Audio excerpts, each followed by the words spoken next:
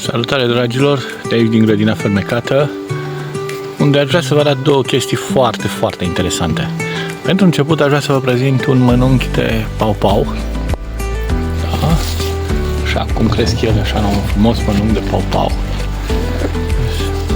Sau banana nordului, cum se mai spune, o banană de grădină excepțională. Vedeți cum a crescut în mănunchi, plin de fructe. Comparativ cu un alt mănunchi foarte interesant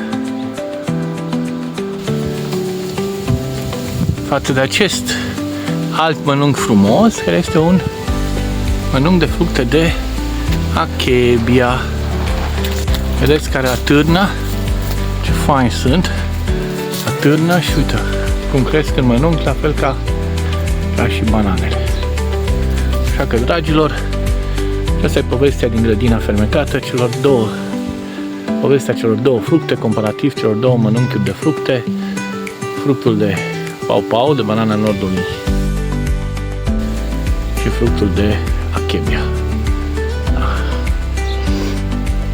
Cam atât pentru astăzi. Spor la treabă tuturor și Doamne ajută!